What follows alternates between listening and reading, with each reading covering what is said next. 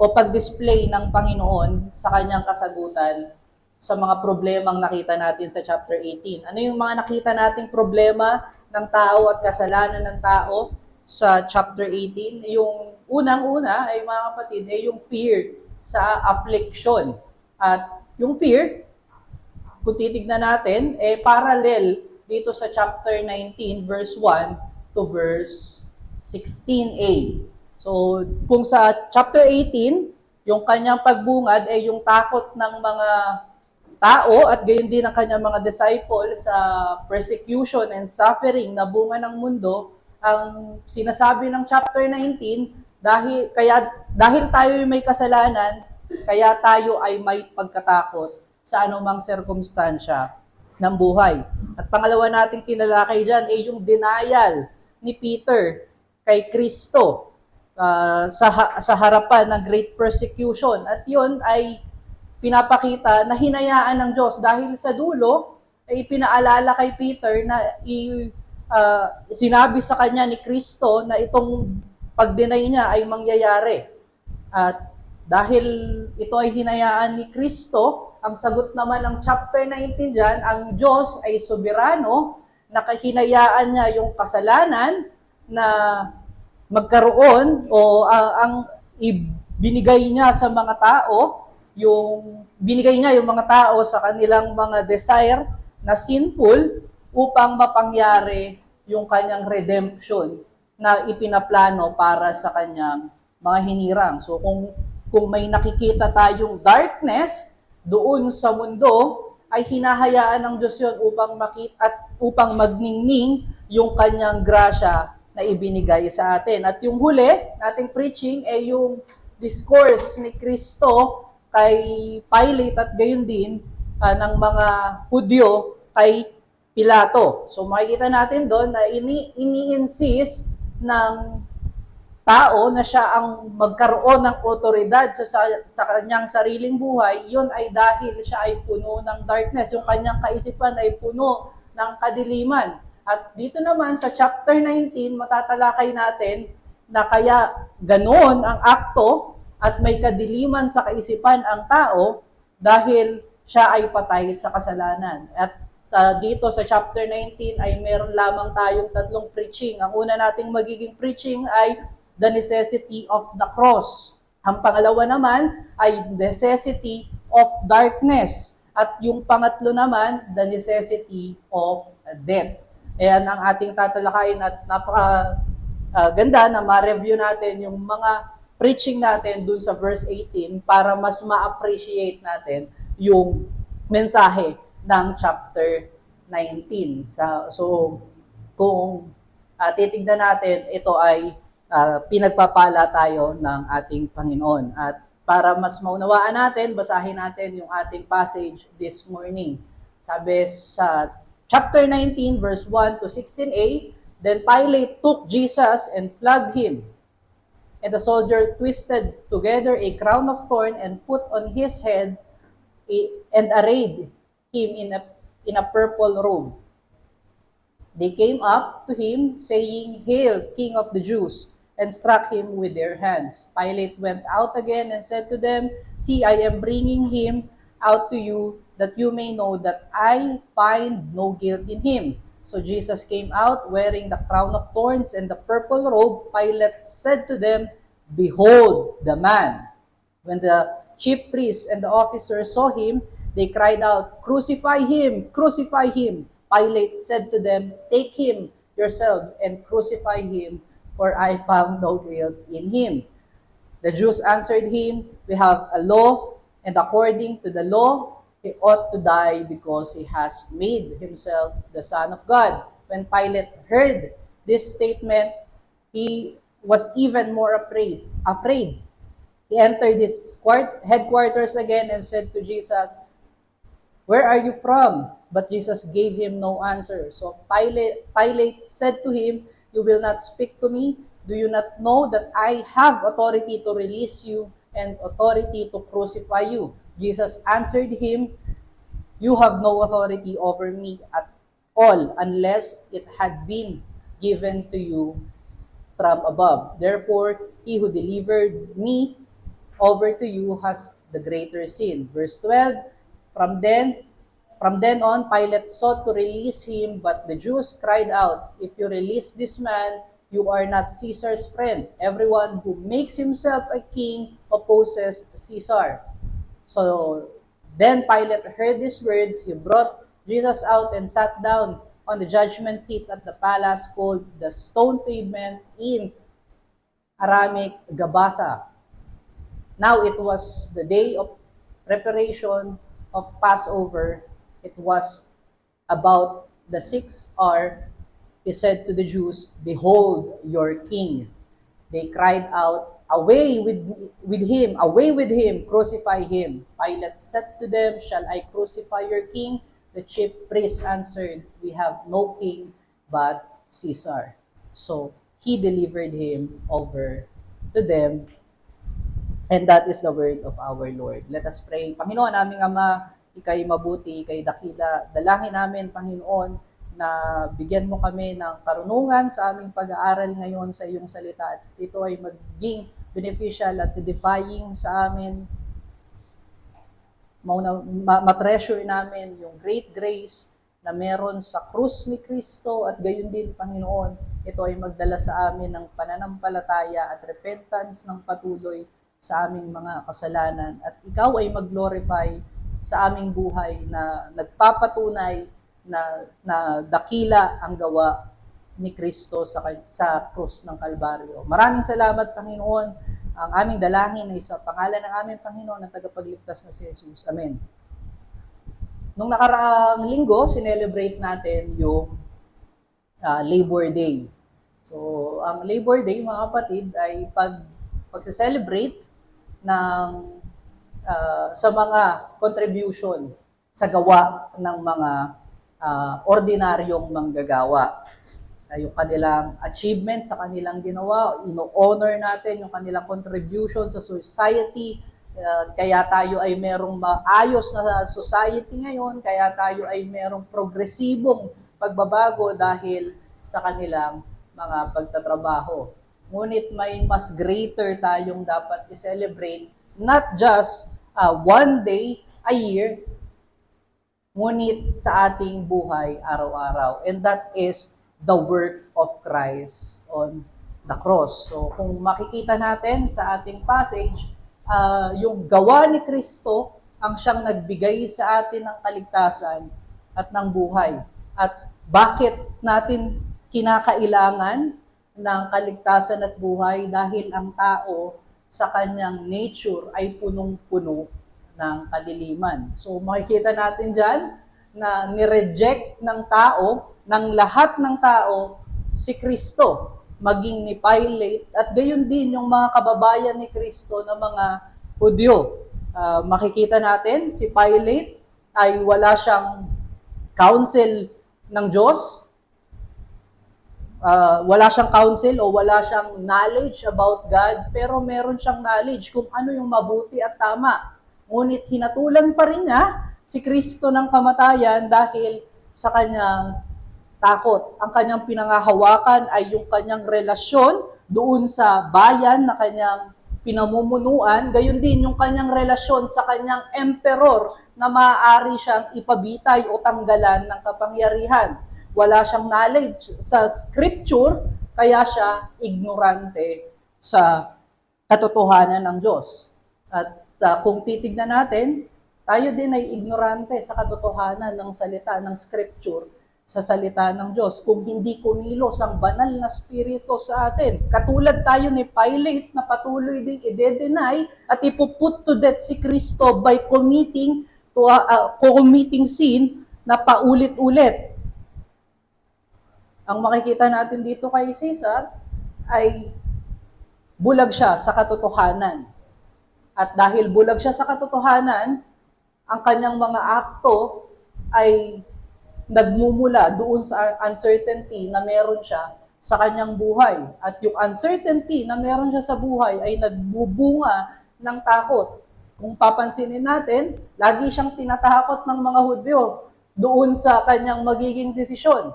Kapag sasabihin na niyang wala akong nakitang kasalanan dito sa taong ito, o ire-release ko na ang mga taong ito, bigla siyang tatakutin ng mga Hudyo. So, ang takot niya, yung pinapanakot sa kanya ay si Caesar at gayon din yung kanilang uprising na pwedeng gawin doon sa bayan ng Jerusalem.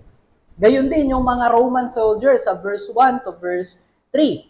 Makikita natin dahil sila ay ignorante sa katotohanan ng Diyos, yung mga Roman soldier, ang kanilang God that time is yung mga God ng Greek mythology, at kung ano pang mga mythology na pinangahawakan nila, hindi nila kilala yung tunay na kabanalan ng Diyos at kabutihan ng Diyos. Kaya naman dahil sa kanilang ignorance, nung ibinigay sa kanila si Kristo, bagamat alam nilang inosente si Kristo, anong ginawa nila? They beat Him and they mock God. Gayon din yung mga Hudyo. Nireject nila si Kristo dahil galit sila kay Kristo sa pagkaka-expose ni Kristo ng kanilang kasalanan. Galit sila kay Kristo. Kahit siya ay innocent, gusto nilang ilagay siya sa kamatayan.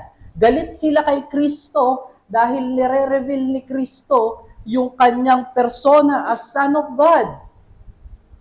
At galit sila kay Kristo dahil ipinipilit nila sa kanilang sarili at sa kanilang mga kababayan yung mga kamalian na meron sila sa kanilang madilim na kaisipan.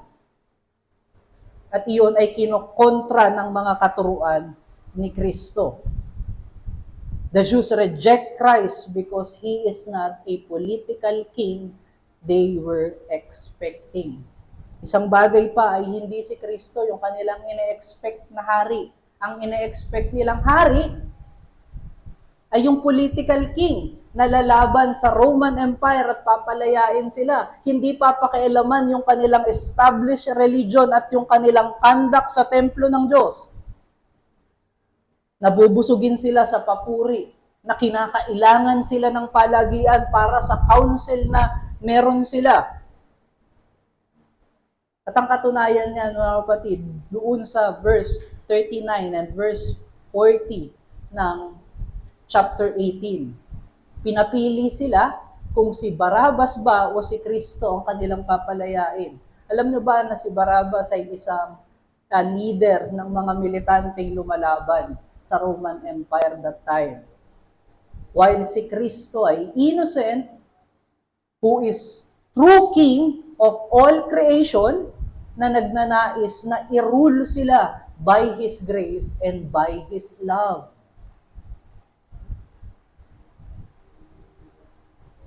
To take them away from their sinfulness and put them into holy kingdom kung nasaan siya. At yun yung tinatanggihan ng tao. At ang kadahilanan niyan ay makikita natin sa galit ng tao sa Diyos. Bakit galit ang tao sa Diyos? Dahil sabi sa Ephesians chapter 2, verse 1 to 3, tayo ay patay sa kasalanan. Wala tayong kaunawaan sa katotohanan. Hindi natin kayang pumunta doon sa kadakilaan ng Diyos at sa kanyang kabanalan, pagkat ang ating Diyos at ang nagahari sa atin ay ang kasalanan at ang hari ng kadiliman na si Satanas. Kaya naman nagbigay si Kristo o nagbigay ang Diyos sa atin ng perfect na Savior, which is the true King and true priest who lay down His life as a lamb para sa ating kapatawaran, para sa kapatawaran ng ating kasalanan at para tayo ay bigyan ng eternal life. At dahil sa kamangmangan ni Pilate o ni Pilato, katulad ni Caiaphas sa chapter 11, verse 50, na ipresenta ni Pilato si Kristo kung sino siyang talaga. Ang una niyang pagpapakilala kay Kristo, kung makikita natin yung emphasis natin kanina sa ating pagbabasa, He is the man. And other thing is, He is your King.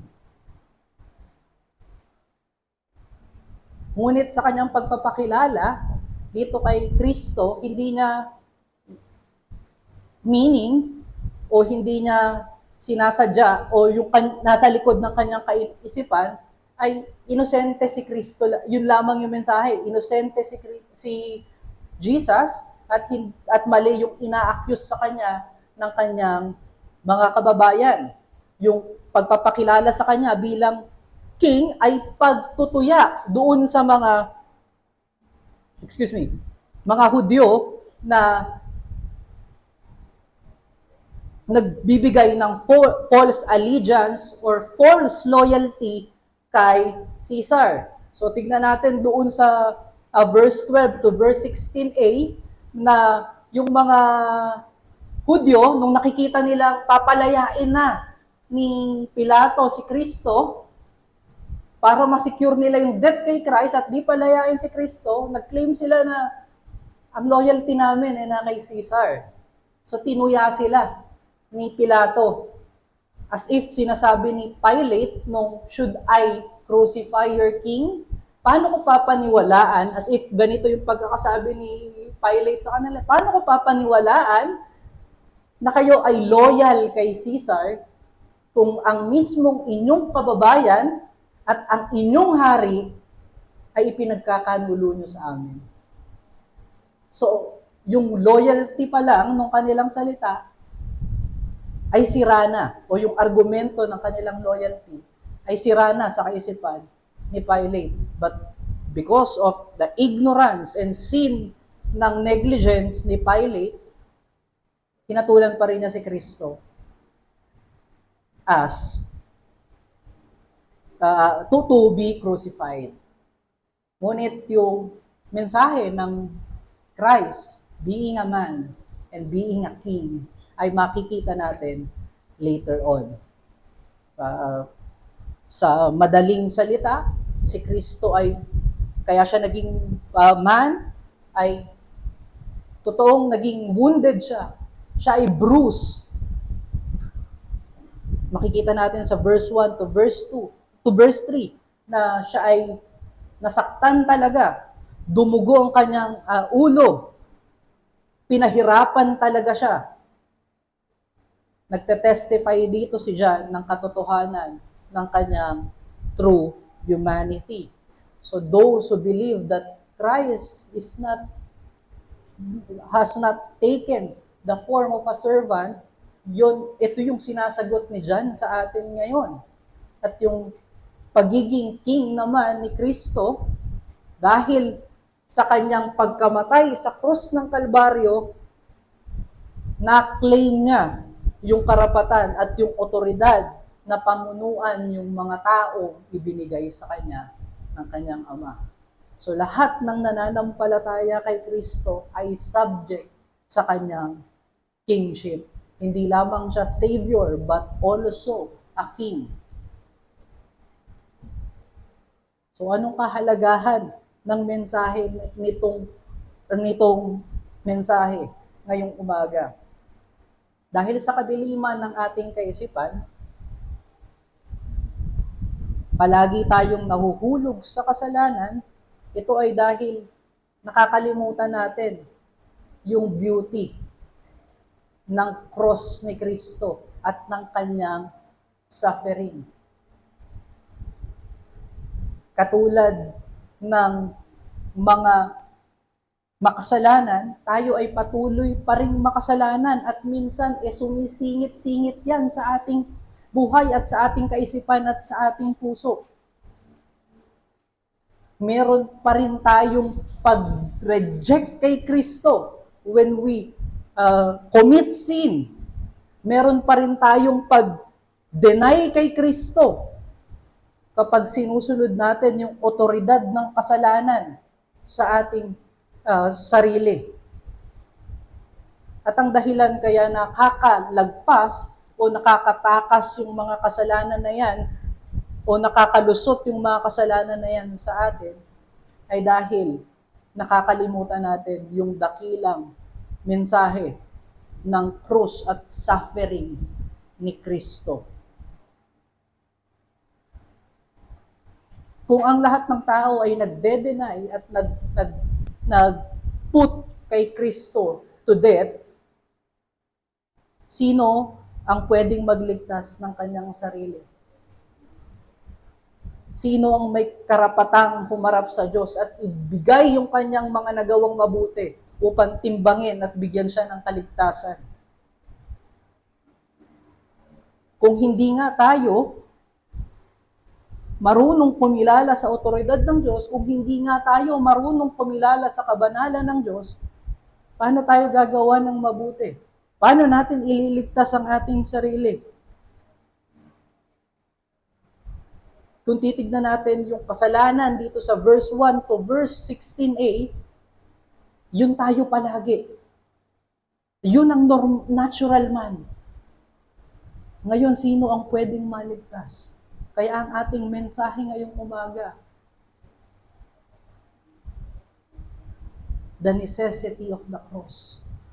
Kung wala ang krus ni Kristo at ang kanyang suffering, we have no salvation. We have no life at all. Ang ating message, the cross is necessary, for there is no God. For there is no one to save man. There will be no salvation for man, because the scripture reveals the total darkness in the nature of man. Kung puro kasalanan tayo, paano tayo maliligtas? At paano tayo makakaharap sa Panginoon upang ibigay yung ating, ihandog yung ating mga mabuting gawa?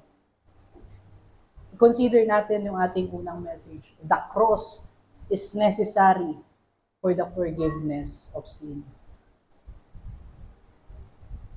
Ang krus ni Kristo ay kinakailangan para sa kapatawaran ng kasalanan. Kung titignan natin yung sin ng rejection, ito ay nagre-reveal sa atin ng without atoning work ni Kristo sa krus ng Kalbaryo, walang kaligtasan at all. Lahat ng tao ay hindi kilala ang Diyos, nalalaman ng kanyang kalooban.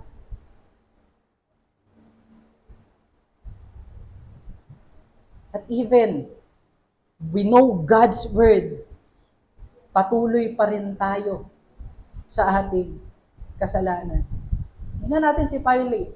Wala siyang kaarunungan sa Diyos, wala siyang pagkilala sa Diyos at sa kalooban ng Diyos. Ano yung kanyang akto? Nag-end up to sin. Tignan natin yung mga Hudyo. Nasa kanila yung whole counsel ng scripture, ng salita ng Diyos. Ngunit, saan nag-end up yung kanilang mga akto? Sa sin. Failure.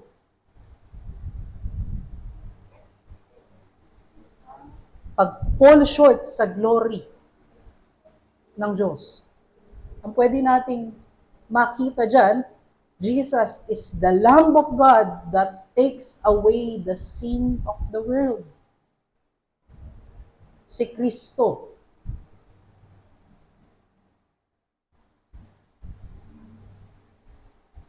Ang lamb or ang priest na siyang nag-alay ng kanyang sarili katulad nung binasa natin kanina sa Hebrews chapter 9 upang magkaroon tayo ng kapatawaran.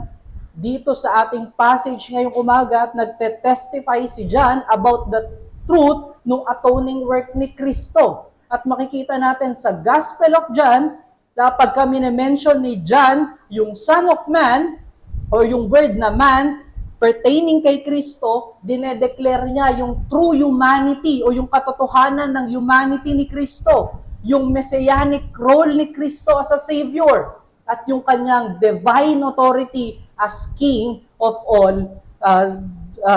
creation. At makikita natin sa verse 1, kung saan pagkatapos piliin ng mga Hudyo si Barabas, idinala ni Pilato si Kristo doon sa kanyang mga soldier upang hagupitin si Kristo. At yung paghagupit nito doon sa panahon ng ni Kristo, merong 3 beating na kinikilala yung mga Roman soldiers.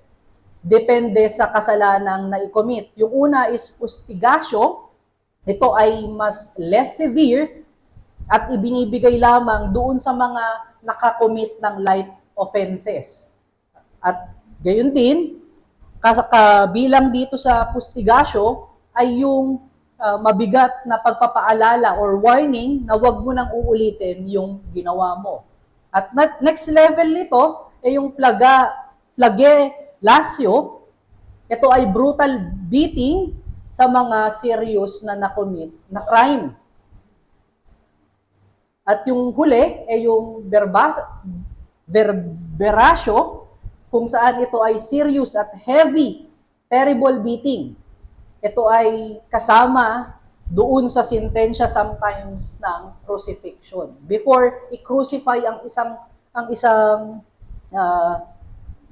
nahatulan para sa kamatayan ng pagkapako sa krus, ibinibigay muna sa kanya yung verberatio upang pagdating na doon sa cross, siya ay mahina na, madali na siyang mamamatay doon sa cross ng kung saan siya ay nakapako. At gayon din, minak si Kristo ng Roman soldiers. At paano siya minak? Ginawan siya ng koronang tinik at gayon din, siya ay nilagyan ng balabal na purple. Ano ba sa Tagalog ang purple? At yan ay to mock him doon sa accuse ng mga Jews na siya ay king. At sa kanilang pagbibigay-pugay sa kanya, imbis na sila ay lumuhod sa kanya, siya ay sinampal ng mga Roman soldier. Siya ay nasentensyahan to death. Siya ay hang on the cross. He is pierced in his side by spear. Lahat ng hostility na yun ay pinagbayaran ng isang innocent man who is the king of all creation. Hindi lamang dahil sa injustice, hindi lamang dahil sa injustice na meron ng tao, o hindi lamang dahil sa mababang wisdom ng tao, ngunit siya ay nandoon sa lugar na iyon upang iserve yung justice ng Diyos dahil sa mga offense ng nakomit na sin ng bawat hinirang ng Diyos. He is wounded and bruised by our transgression, sabi sa Isaiah chapter 53, verse 7. At gayon din, sinasabi yan ni John the Baptist nung nakita niya si Kristo doon sa John chapter 1, verse 29. The Lamb, behold, the Lamb of God. Ang Lamb ng Diyos na siyang perpektong propitiation para sa kasalanan ng lahat ng nagkasala.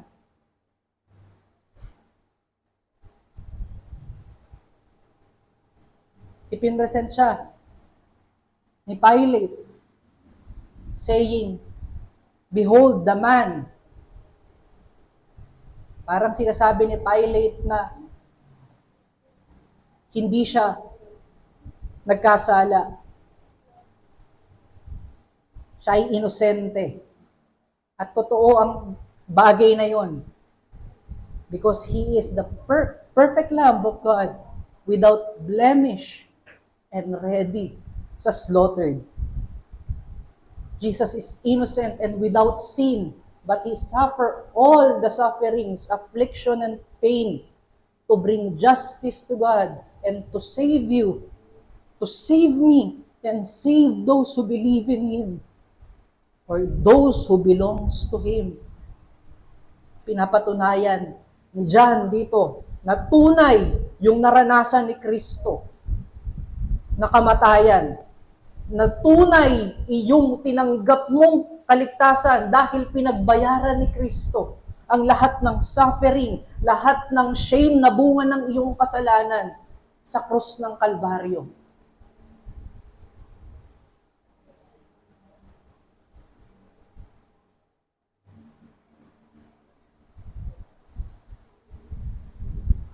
Kaya siya napako.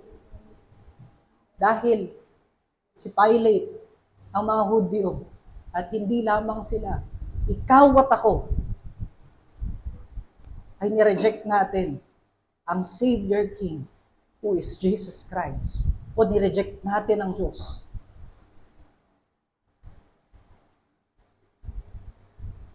Ito yung normal na tao, katulad ng mga Hudyo.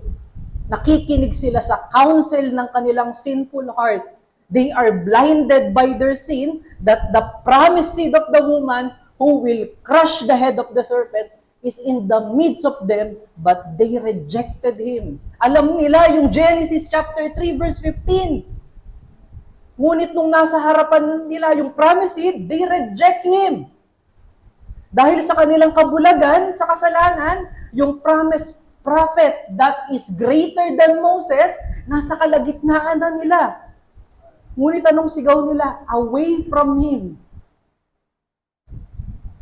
Sa kanilang kabulagan sa kasalanan, yung priest king who is Jesus Christ from the line of David ay nasa gitna na nila. Pero nirefuse nilang mag-submit sa kanyang lordship sa kanilang buhay. Ito yung normal, natural man.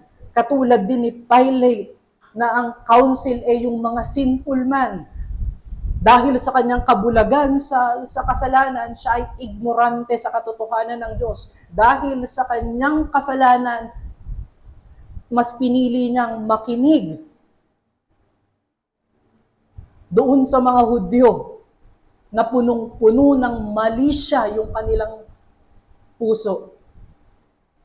Dahil sa kanilang kasalanan o dahil sa kasalanan ni Pilate, nag-submit siya sa tao rather than submitting to God. Man is inherently sinful because of the fall of Adam. That is why man act and choose according to his nature. Ephesians chapter 2, verse 1 to 3. Again, Romans chapter 3, verse 23. Na tayo ay dead in our trespasses. We are slave of Satan. That's why all our works and all our thoughts are sinful. We are totally depraved. Ibig sabihin, tayo ay totally ignorante sa katotohanan ng Diyos. Ignorante sa katotohanan ng Diyos na nagpo-produce ng pride at takot. Dahil wala tayong ito yung ating kaisipan. Iniisip natin na meron tayong kakayanan ng ang ibang bagay, meron tayong kakayanan na intindihin ng mga bagay-bagay, marahil pwede nating iligtas ang ating sarili. Dahil sa ating ignorance, meron tayong uncertainty in life na nagpo-produce ng fear. That is why we choose only those things that we think can save us. Tignan natin yung mga Hudyo. Because sa kanilang takot kay Jesus Christ na i-destroy ni Kristo yung kanilang ginawang religion at pwede silang tanggalan ng glory nila sa harapan ng mga tao, mas pinili nila si Barabbas, who promotes war against Roman Empire.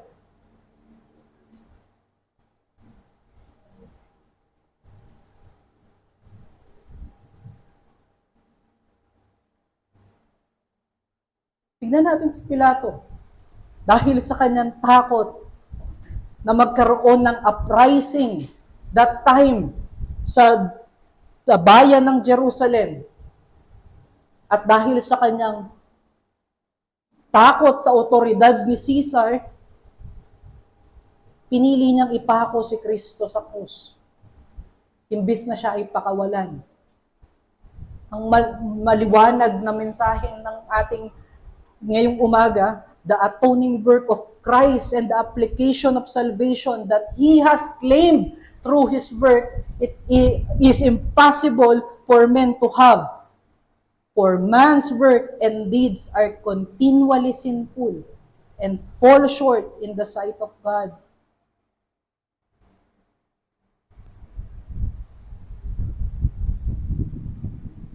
Ang atoning work ni Kristo, ang tanging nag-reconcile sa atin sa Diyos. Si Jesus Christ ang nagbayad ng ating kasalanan at tayo ay kanyang pinalaya sa bondage of sin. Sa harapan ng korte ng Diyos, we are declared not guilty. Because Christ died on our behalf. Tayo ay accepted sa kingdom ni Kristo because we are purchased by His precious blood.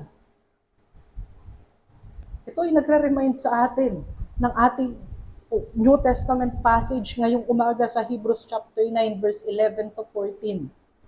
Ito ay nagbibigay ng tunay na mensahe na si Kristo ang Lamb of God. Dahil ang kanyang dugo ang naglinis sa atin, not only physically, but also cleanse us in our soul, in our heart. Cleanse our spirit and our heart.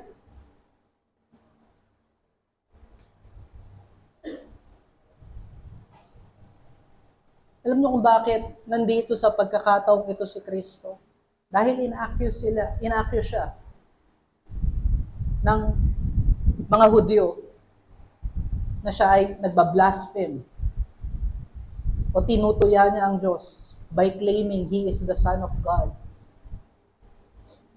Nag-umpisa yan doon sa, kung maaalala nyo, sa chapter 5, verse 14 to 18, kung saan pinagaling na yung lumpo at nung araw ng Sabat, at sinabi niya sa kanila na kung nagtatrabaho ang aking ama na siyang Diyos sa araw ng Sabat, dapat ako din ay nagtatrabaho at nagbibigay ng mabuting gawa.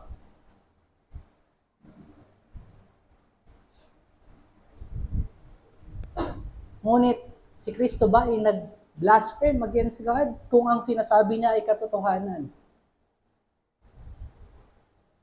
Dito sa ating gospel, ilang beses pinatunayan ni Kristo sa mga Hudyo.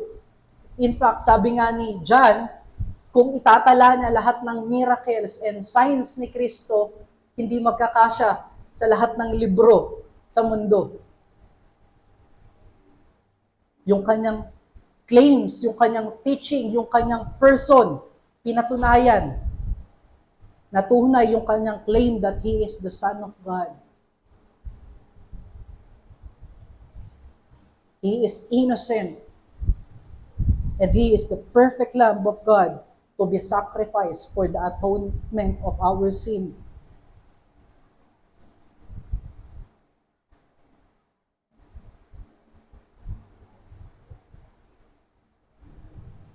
Kung ang batas ng Diyos ay nagre-require ng blood sa bawat kasalanan o ng dugo sa bawat kasalanan na siyang nakocommit para sa purification ng kasalanan,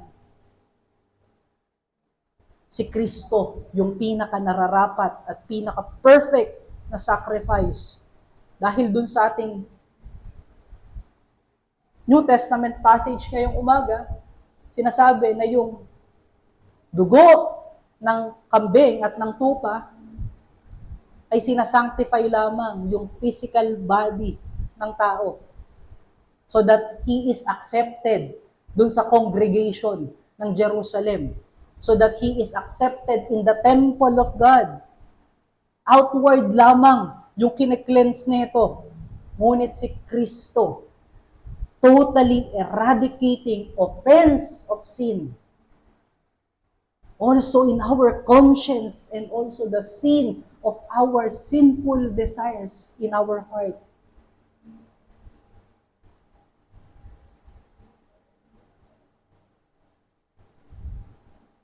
At tanging mayroong kaperpektuhan na walang kasalanan at mayroong perpektong pagsunod sa salita ng Diyos ay tanging Diyos lamang. And this message support yung sinabi ni John sa kanyang prologue sa John chapter 1 verse 14.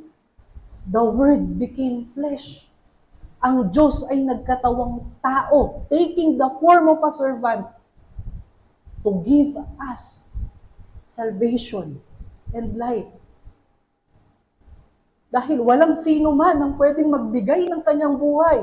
Hindi yung mga inaalay natin sa templo, hindi yung ating mabuting gawa. Ngunit tanging ang dugo ni Kristo. Meron tayong greatest gift na tinanggap mula sa Diyos.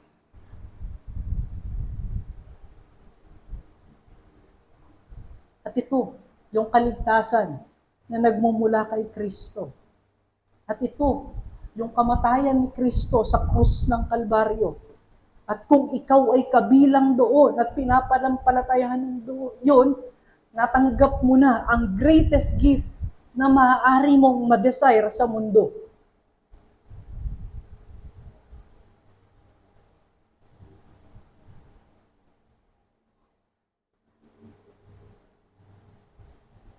Dahil sa kamatayan ni Kristo, we are saved from the wrath of God and we are free from the bondage of sin. Yun ang greatest blessing na maaari mong tanggapin. We cannot attain it by our own might. It is the blessing that the world cannot offer to us. Kaya bang i-offer yan ng kahit sino man sa mundo? Tanging sa persona at sa krus lamang ni Kristo.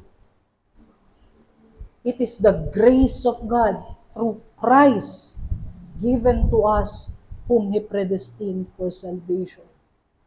Yun ay nagmumula lamang sa grasya ng Diyos sa pamamagitan ni Kristo. Kaya meron tayong salvation o meron tayong kaligtasan. At dahil sa grasya ng Diyos, meron tayong peace with God. We have peace in our hearts.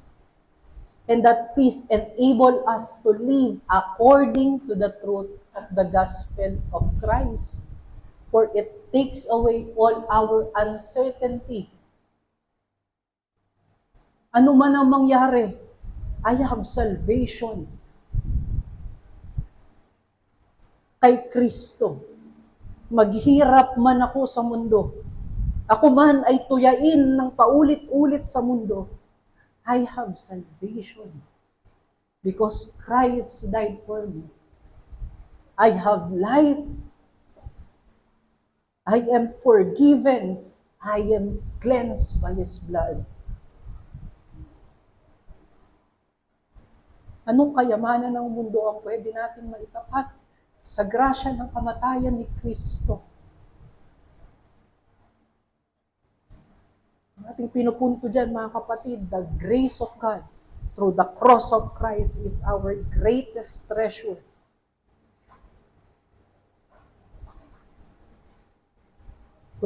Kung babalikan natin ng paulit-ulit na tayo ay katulad ni Pilato at ng mga Hudyo, ang ating kasalanan, ang reason kaya si Kristo ay na-crucify sa cross ng Kalbaryo.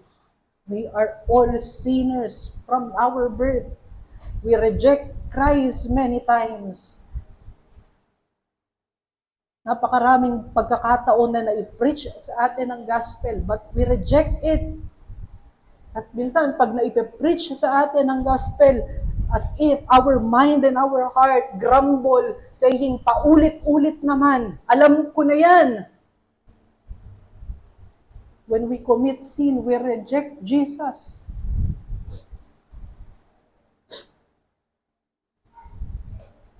And imagine those sins.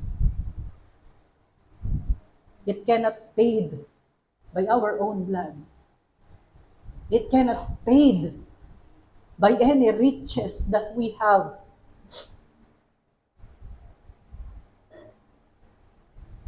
We are accepted and have salvation Because Christ died for us. At paano natin nare-receive yung grasya na iyan? It is through faith and repentance. Ephesians chapter 2, verse 8 to 9. Only by the grace of God we have been saved through believing in Jesus Christ and not of our good works. Wala pa rin tayong partisipasyon kahit sa pagtanggap ng biyaya ng Diyos ng kaligtasan. Even yung faith ay biyaya ng Diyos.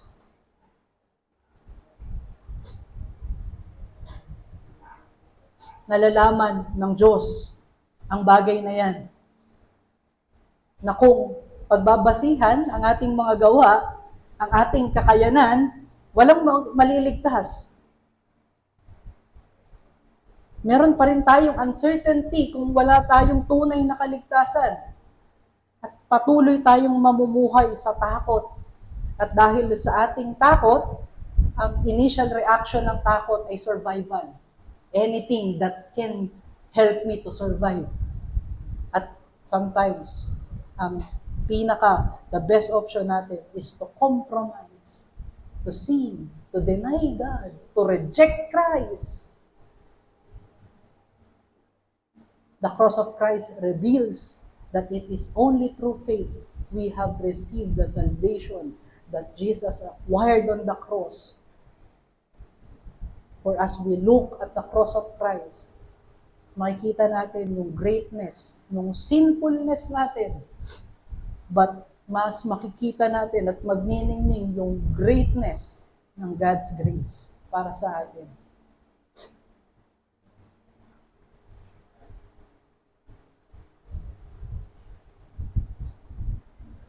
Kung babalikan natin yung John chapter 3 verse 14 to 15 or verse 13 to verse 15,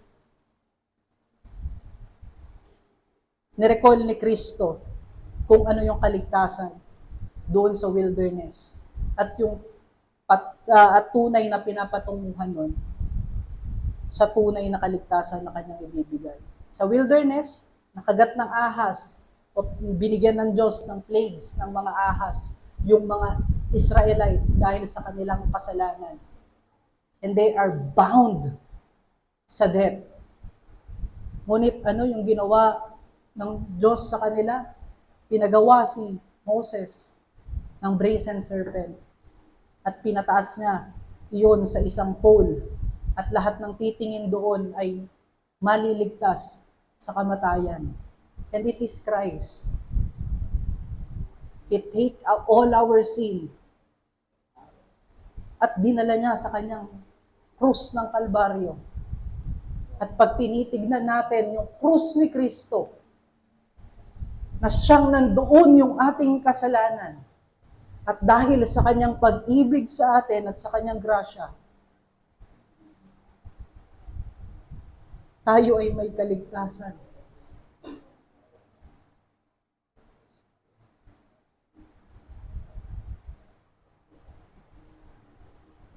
At dahil, and those who see their sinfulness and greatness of the grace of God in the cross, truly has faith. Dahil ang pananampalataya sa krus ni Kristo ay nagbibigay sa atin din ng repentance. Repentance na patuloy na lumalago sa kabanalan, patuloy na umiibig sa katwiran ng Diyos. Tignan natin yung buhay ng mga tunay na nananampalataya. They abide in Christ in all circumstances of life. Even they are tempted by sin, attacked by condemnation of Satan, and even in the great suffering in life, they live according to the holiness and righteousness of Christ. Bakit nila nakakayanan ang mga bagay na ito? Dahil tinitreasure nila yung krus ni Kristo. Nakakling sila doon sa krus ni Kristo. Nakikita nila ng patuloy yung kadumihan ng kasalanan at yung kanilang patuloy na pangangailangan sa grasya ng Diyos. At kinukumpara nila yung riches ng world is all rubbish compared to the grace of God.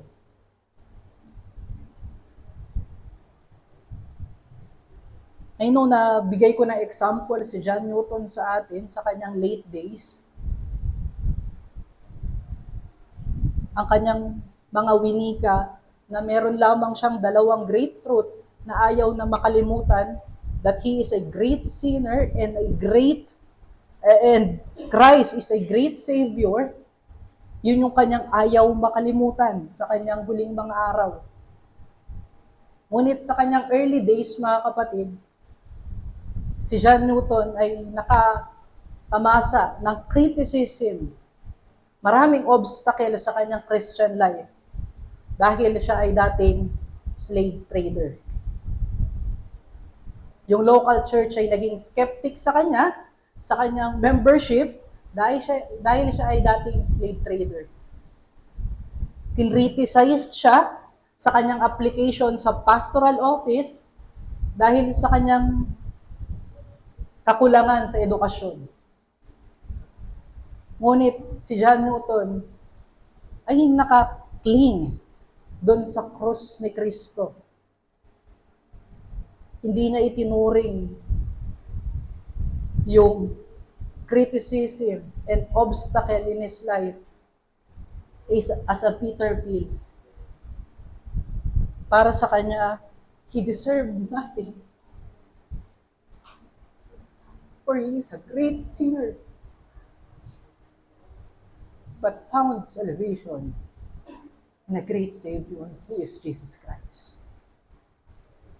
Meron ba tayong true faith sa cross ni Kristo katulad ni John Newton na ating example?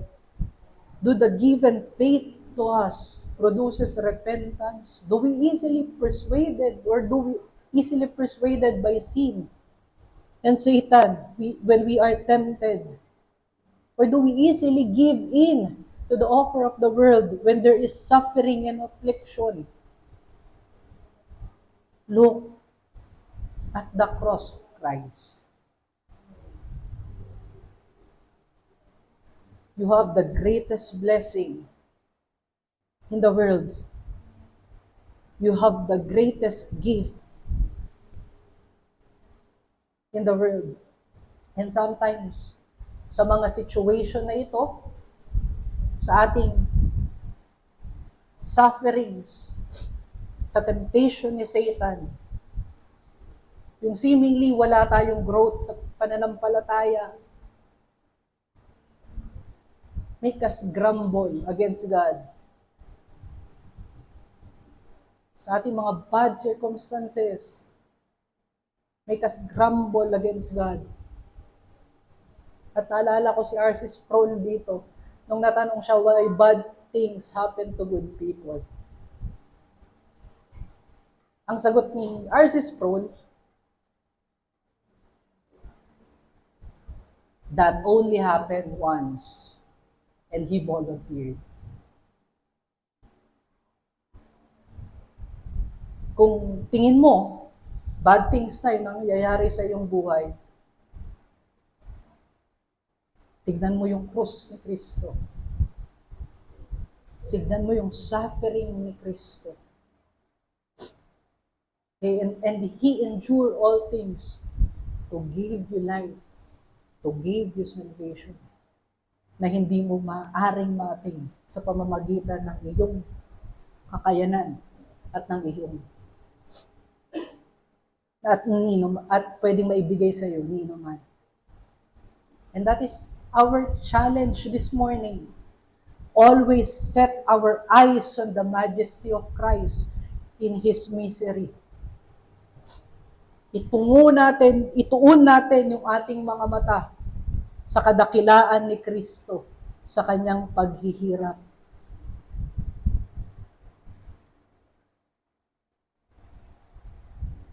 Kung may paghihirap ka ngayon, say to those suffering, I have a great Savior and He died for me. At kung meron akong suffering, much worse sa bagay na yan, ang dapat kong deserve. But He take my place.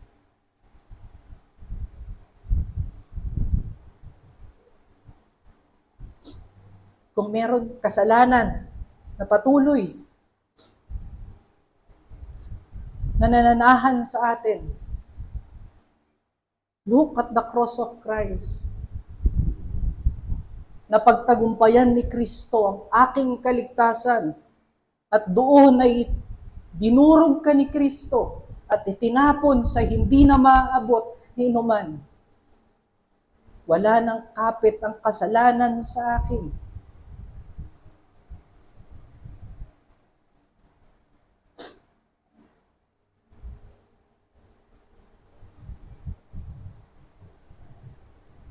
At para sa mga wala pang pananampalataya sa Panginoon, yung krus ni Kristo at yung suffering niya na nagpapakita na hindi mo kayang bayaran ang iyong kasalanan, na hindi mo kayang iligtas ang iyong sarili.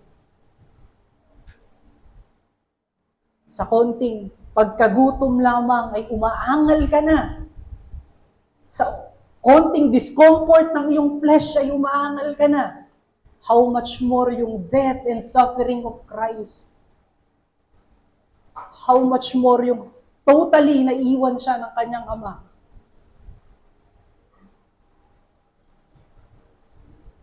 Bitawan mo ang kaisipan na yan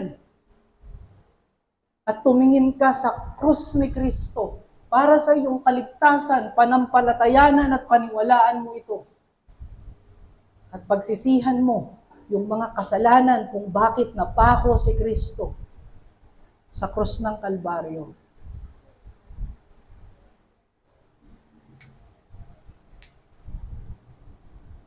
And that lead us to our second point. The love of God made the cross necessary. Hindi lamang judiciary yung ipinakita ni Kristo doon sa kanyang pagkapako sa krus. Gayon din yung pag-ibig ng Diyos na siyang nag-uumapaw ay sumisigaw sa kanyang sa krus ng Kalbaryo. Kung makikita natin doon sa verse 12 at verse 15, nag-declare ng false loyalty kay Caesar yung mga Hudyo. Dahil lang gusto nila ay i-grant ni Pilate yung kanilang request to put Christ to death. Itong mga galit sa Roman Empire at mananakop sa kanila ay suddenly choose to be led by Caesar rather to be subjected to God. Ito ay very contrary sa salita ng Diyos. Totoo naman, naniniwala tayo sa Romans chapter 13, verse 1 to 2, that all must submit to the authority that God has instituted, but also we are commanded to resist those authority if it lead us to rebel against God. Sabi ni Peter sa Acts, we rather obey God, we obey God rather than men. Paano naging nililid ni Caesar ang mga tao? Not to linilid ni Caesar ang mga tao to rebel against God. Ang command niya sa mga under sa kanyang empire, wala nang ibang king. At dito sa Israel, sa kanyang sa sariling bayan ng Diyos, God is the king. At dahil sa kanilang galit sa Diyos, dahil sa kanilang kasalanan, they deny God's kingship sa kanila. At mas pinili nila yung tyrant emperor, yung sinful emperor, yung limited emperor.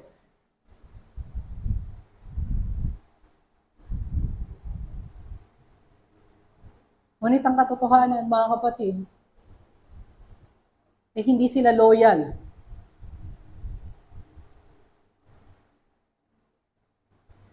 kay Caesar. Loyal sila, mga kapatid, sa kanilang kasalanan.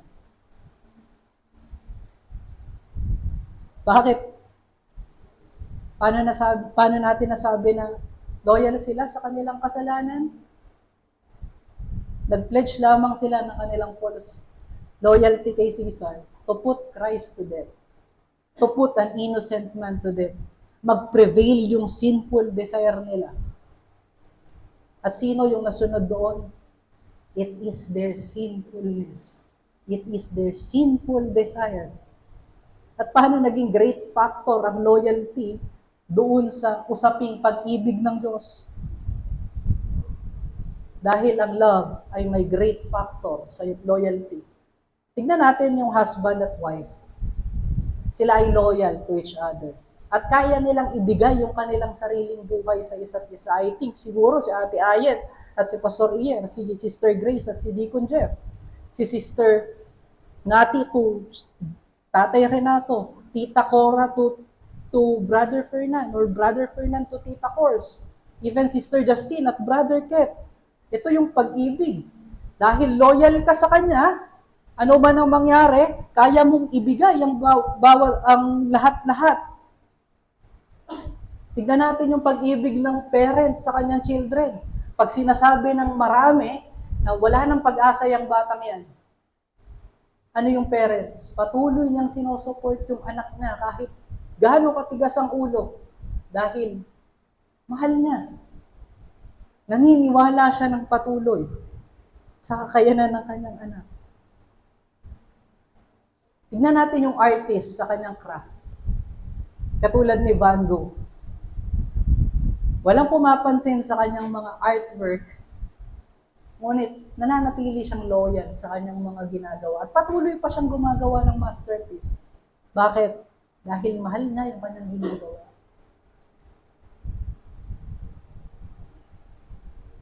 At higit sa mga yan, mga kapatid, tignan natin yung pag-ibig ng Diyos sa kanyang anak. Binigyan niya ng inheritance, which is all those who believe in Him. Tignan natin yung pag-ibig ng Diyos sa mga kanyang hinirang. Binigyan niya ng pangako ng kaligtasan at buhay, and He fulfilled it in the person and works of Christ. Tignan natin yung pag-ibig ng anak sa kanyang ama.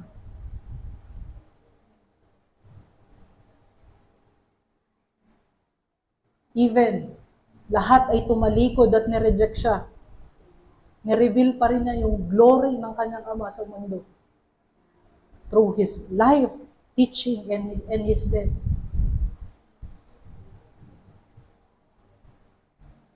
Nakukuha lamang at naiintindihan lamang natin ang pag-ibig at ang loyalty sa pamamagitan ng ipinakitang pag-ibig sa atin at faithfulness ng Diyos sa atin. At man cannot have loyalty to God because the love of man is only for his sins. Gaano karami o gaano kadaming beses ipinakita ng Diyos sa mga Hudyo ang kanyang pag-ibig. Yung pangako kay Abraham, yung pangako kay Isaac, kay Jacob, yung pangako kay Moses, yung pangako kay David, yung mga prophecy ng mga prophets, pinulfill ng Diyos. He showed them His might sa pamamagitan ng kanyang mga ginagawang mga bagay. Binigay niya sa kanila yung kanyang salita upang maging guidance nila at authority in life. But even they have those manifestation of love of God, they still reject God. The love of man is foreseen. That is why man continuously reject God. That is why instead of welcoming the Savior King who was promised, they crown Him with crown of thorns. They mocked Him. They struck Him. They put Him to death. Bakit? Dahil nire-rebuke ng person at works at teaching ni Christ yung kanilang sin. Yung kanilang pinakaminamahal na sin, nire-rebuke ni Kristo. Dahil ipinapamalas ng katotohanan ni Kristo na wala silang tunay na pagkaunawa. Because yung persona ni Kristo, yung gawa ni Kristo ay pinapakita na wala silang kakayanan at all.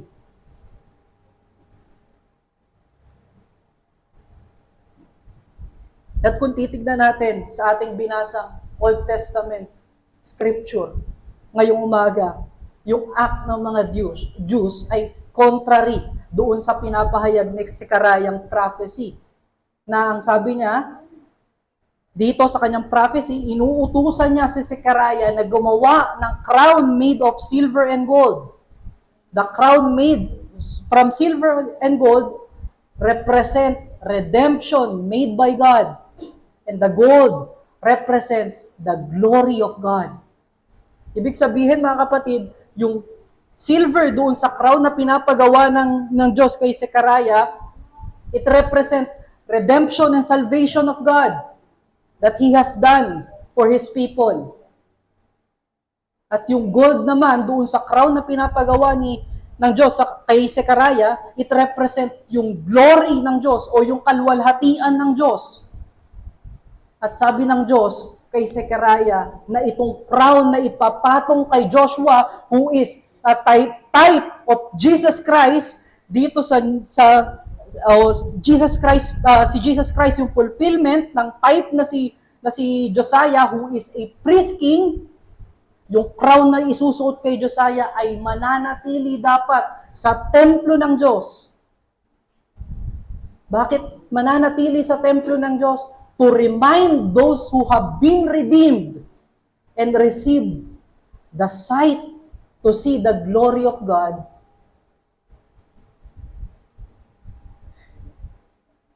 that the one who wears it is the priest king who saved them and represent the glory of God.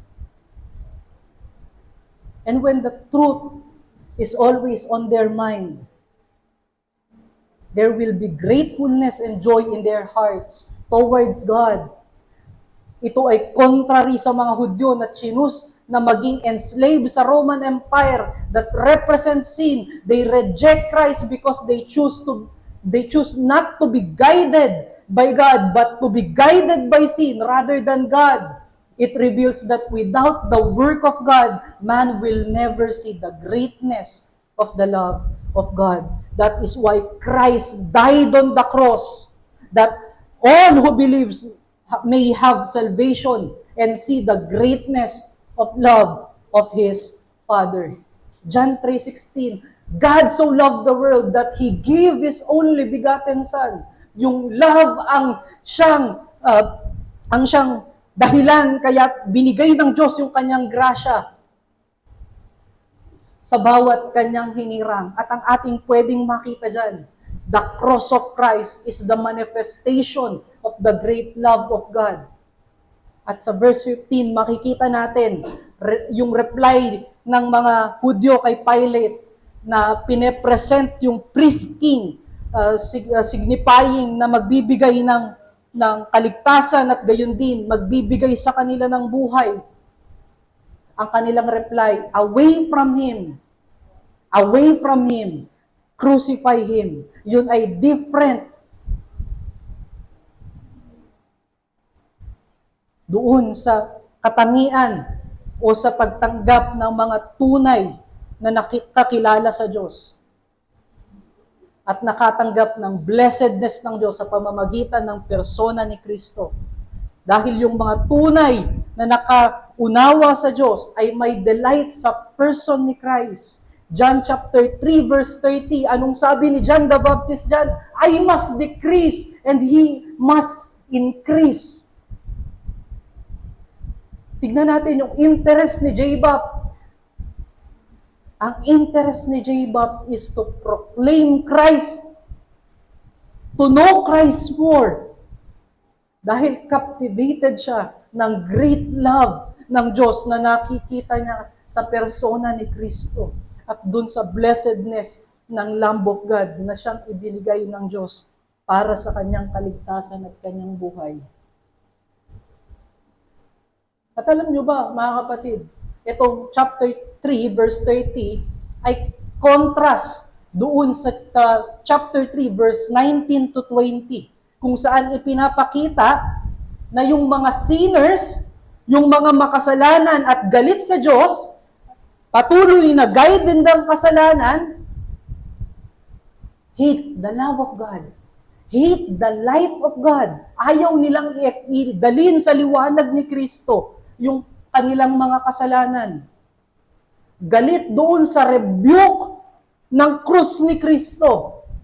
Galit doon sa guidance ng krus ni Kristo. At nawa, masalamin natin ang ating sarili kung saan tayong panig sa dalawang yan.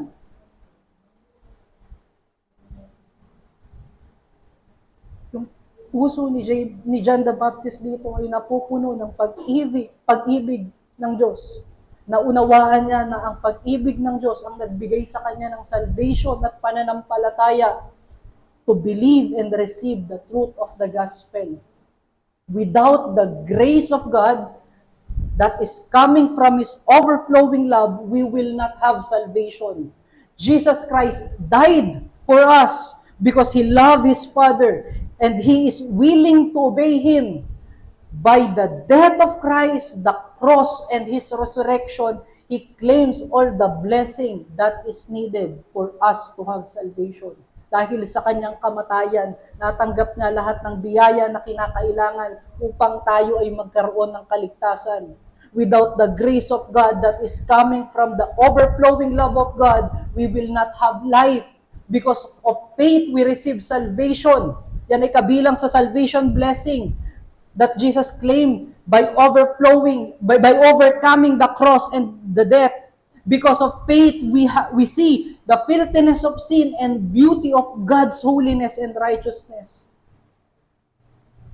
At ito ay nag-echo dun sa word ni Paul sa Romans chapter 5, verse 6 to 11. Yung krus ni Kristo ay nagre-remind sa atin ng great love of God. At dahil meron tayong laging pagtanaw sa pag-ibig ng Diyos sa krus ng Kalbaryo ni Kristo, ang ating pag-ibig kay Kristo din ay lumalago. At nagiging evident iyan dahil tayo ay merong peace and hope in our heart. We are able to endure suffering. We are changed from glory to glory. Dahil wala na doon sa kasalanan yung ating loyalty. Wala na sa kasalanan yung ating love. Na kay Kristo na yung ating love. All that is in the person of Christ, we now love.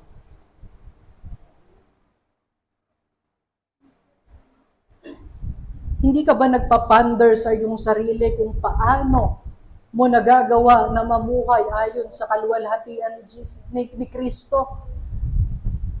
At hindi ka ba nagpapander kung bakit ka may deep sorrow when you commit sin? At nawa ay hindi mo isipin na iyan ay dahil ikaw ay righteous.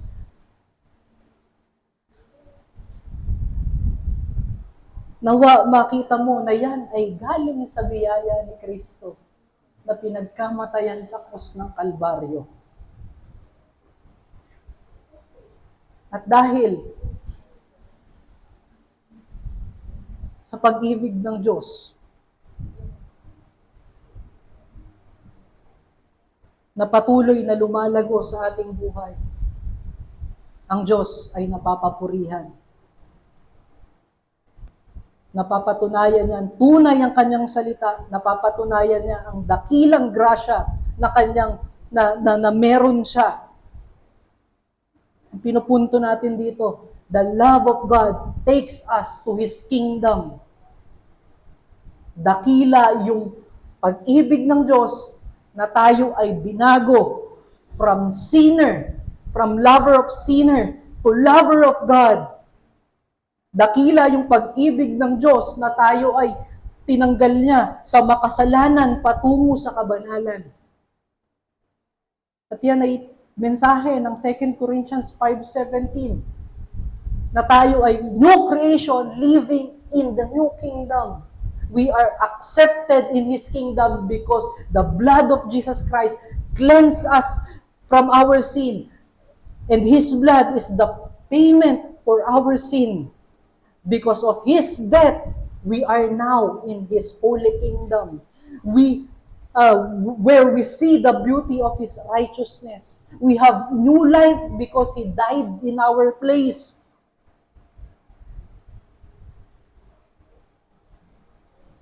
Ngunit merong mga indwelling sin, mga kapatid, na patuloy na meron tayo. At yung mga sin na yan ay ini-insist yung mga bagay outside sa pag-ibig ng Diyos.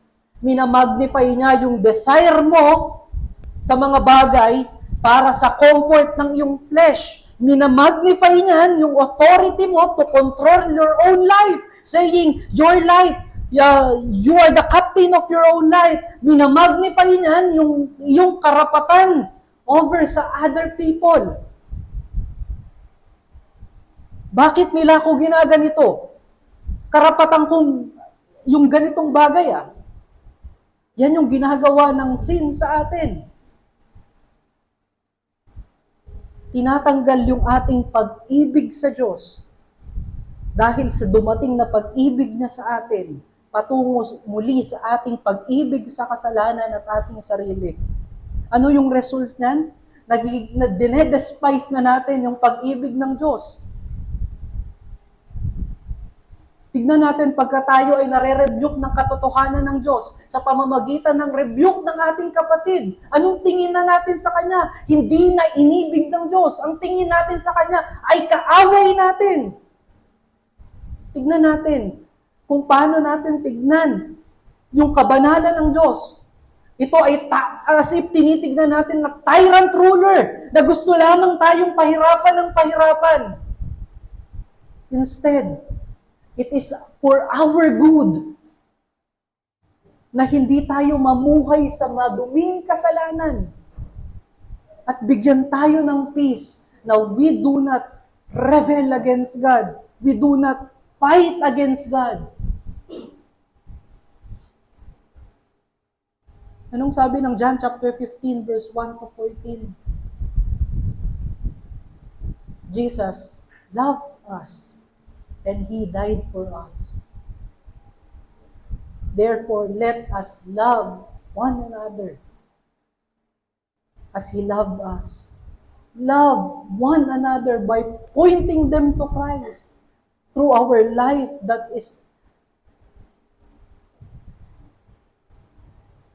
proclaims the glory of God.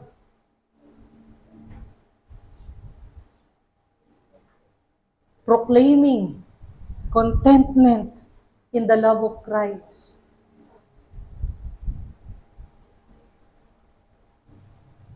That He take a form of a servant to reveal the glory of God.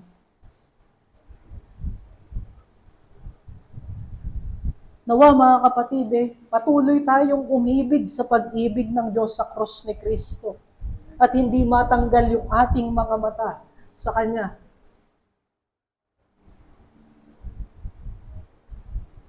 Upang yung ating service sa ating kapatid, yung ating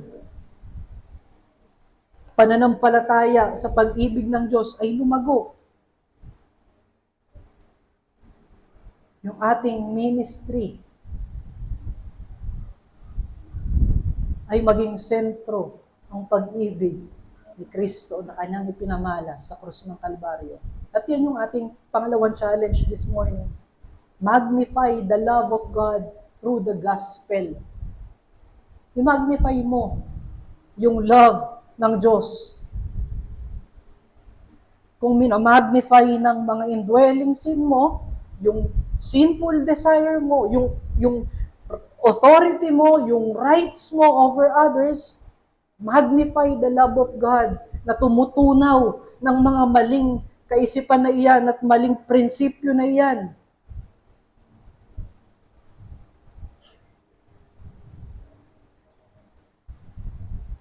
Dahil kung tayo ay patuloy na mananatili diyan, tignan natin yung warning kay Pilate at sa mga Hudyo. God gave them to the desires of their hearts. Verse 11 and verse 16a. Pinabayaan na tayo ng Diyos sa pag-ibig natin sa kasalanan. At kung tayo ay may pag-ibig ng Diyos, magnify natin sa ating mga puso. Kung may pag-ibig tayo ng Diyos, we are able to love others. We will be contented sa kanyang providence sa ating buhay. Maybe meron tayong mga frustration sa buhay dahil sa ating mga kasalanan that is still not sa ating flesh. It sometimes condemns us and turns our frustration and turns to our frustration in ourselves. And when there is frustration, it hinders us to live with joy in the life that the Lord gave to us. Anong outcome nito? Nane-neglect na natin yung growth in faith. Nane-neglect na natin to serve others. Nane-neglect na natin to glorify God in our life. At hayaan natin na exhort tayo ni Paul, i-support ni Paul yung ating challenge ngayong umaga. Pag namamagnify natin yung pag-ibig ng Diyos, natatanggal yung mga bagay na yan, yung frustration na yan dahil sa mga indwelling sin mo. Pakinggan mo yung Philippians chapter 1, verse 6, kung saan sinasabi niya na yung Diyos na namatay sa krus ng Kalbaryo, kung yung kaligtasan at ang iyong buhay ay kanyang sinimulan, determinado din siyang i-complete iyan. Maybe meron tayong mga various problems and suffering in life na seemingly wala tayong progress in life, na pag-iiwanan na tayo. At yung mga bagay na yan, at suffering at worrying na yan, ay nagtatanggal ng ating joy sa buhay na ibinigay ni Kristo. Romans chapter 8, verse 28 to 30. Tandaan natin na soberano ang Diyos sa ating buhay.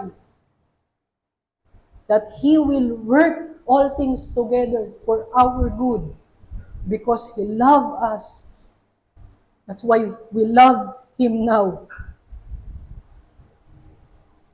At para isupport yung katotohanan na iyon, nagbigay pa si Paul ng another na katotohanan na ating naranasan bilang mananampalataya ng Diyos. Ang sabi niya, yung mga na-foreknew o yung decreed ng Lord o pinredestine ng Lord sa o yung inibig ng Diyos mula pa bago pa magsimula ang sanlibutan, kanyang ipinredestine sa conformity kay Kristo. At lahat ng kanyang pinredestine in conformity to Christ, He called. Tinawag niya sa pananampalataya. And those He called, He justified. You are now justified because you believe in the work of Christ on the cross. And those He justified, He will glorify. Yung mga suffering na yan, that is temporary, mga kapatid. Hindi yan makaka-amount doon sa greatness ng ginawa ng Diyos at patuloy na ginagawa ng Diyos sa ating buhay. At dito ako magtatapos, mga kapatid. Dahil sa darkness na meron sa person at sa nature ng isang tao, patuloy niyang ire-reject ang Diyos.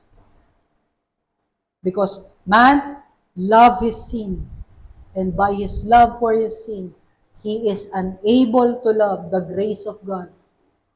That is why the cross of Christ is necessary for man to have salvation. Because he cannot save himself and to see the beauty of the glory of God. as our profession of our submission to His kingship. Nawa mga kapatid, patuloy na lumago yung mensahe ng krus at suffering ni Kristo sa ating mga puso. Na in any circumstances, ay hindi tayo sumuko sa buhay at mag-compromise sa kasalanan. Nawa, lumago yung ating pag-ibig dahil sa kanyang pag-ibig sa atin. Mahalin natin yung kabanalan ng Diyos. Mahalin natin yung kanyang ginawa sa atin. Mahalin natin yung mga iniibig ng Diyos. At mahalin natin yung pinagkamatayan at iniibig ng Diyos na kanyang iglesia. Let us pray. Panginoon,